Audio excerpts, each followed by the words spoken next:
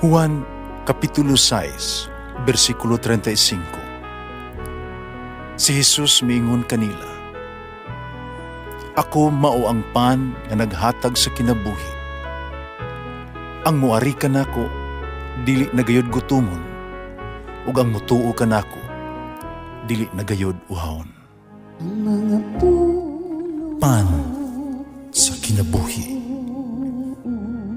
maglikon unta sa mong pagtuo ug gagaka kami sa pagtuman sa imong mahal nga kasuguan.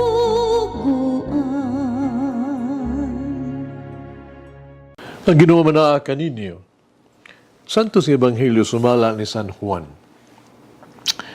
Naghahilang kinig mainit nga paglalisay sa mga Hudiyo, ug sila miingon, unsaon man ning tawhana paghatag kanato siyang lawas aron kanon.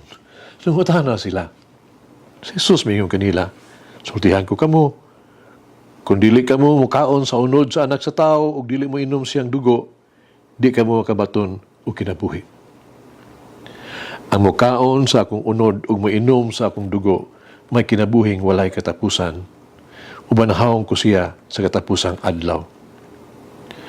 Kaya ang ako ang unod maong matuod nga kalanon, ang akong dugo maong matuod nga ilimnon. Ang mukaon sa akong unod ug mainom sa akong dugo, magpuyo dinhi kanako ug ako diha kaniya.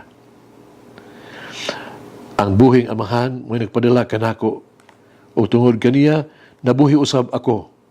Sa mapakaagi ang mukaon kanako mabuhi tungod kanako. Busa kini ang pan nga gikan sa langit. Dili kini sama sa pan nga ikaon sa inyong katigulangan ug unya nangamatay gihapon. Ang mukaon ni ining pan mabuhi sa dayon. Ang Ebanghelyo sa Ginoo. Pasalamati ang Ginoo kay siya maayo, ang iyang gugma mulungtad hangtod sa kahangturan. Pasalamati ang Diyos sa tanang mga Diyos, ang iyang gugma malungtaron. Pasalamati ang Ginoo sa mga Ginoo, ang iyang gugma balungtaron.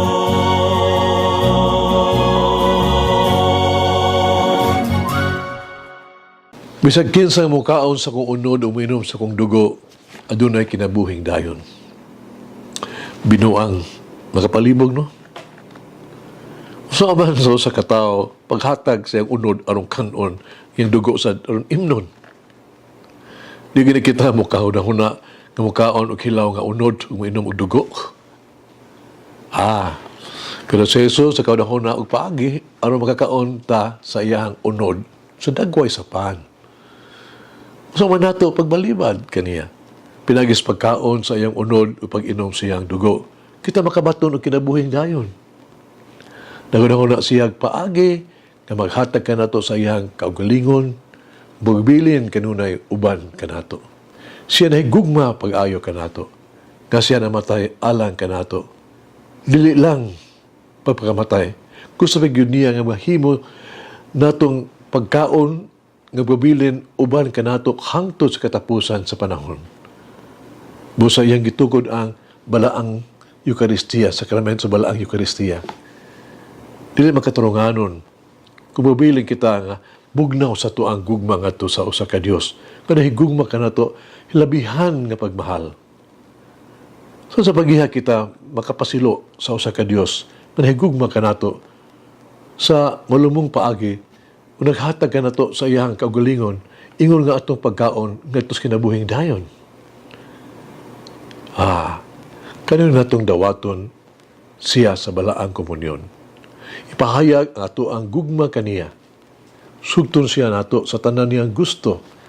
Alagaran siya ug tinguhaon lamang siya ang Dios nga nahigugma kanato pag-ayo. Magampo kita. Ama, nagpasalamat ako kanimo sa gahom sa pagkabanaw ni Jesucristo. Amahan, kining usa ka maayong balita. Mugahin lang kami og kaliyot karon aron lamang pasalamat kanimo. Salamat, Ginoong Hesus, na ikaw wala lamang mamatay sa krus alang sa mga sala, kundi nabanhaw kagayod gikan sa mga patay aron kami makabaton og madaugon Kristohanon kinabuhi dinhi sa yuta sama sa langit. Amahan, tuguti ang tanan nga maglakaw sa gahom sa kamatuoran sa pagkabanhaw. Ako nag-ampo sa ngalan ni Jesus. Amen. Oh Mary, may my love for the Eucharist grow deeper each day. Mula nga ng Diyos magagakop sa tanan, Amahan, Anak, Espiritu Santo. Amen. May the Lord of the divine mercy bless us all, heal us from all diseases and suffering. Ayun unta niya kita, tanang mga sakit na sa lawas o sa kalag, body and soul. In the name of the Father, the Son, and of the Holy Spirit. Jesus, I trust in you. Amen. Whoever eats the bread of life will never hunger, says the Lord. Kay galaan inyong nabati ang pagpaambit ug hamubong pamalandong sa pulong sa Dios pinaagi sa tulumanon pan sa kinabuhi nga gidumala ni Monsignor Daddy Silva. Hangtod na usab sa sunod higayon, daghang salamat. The bread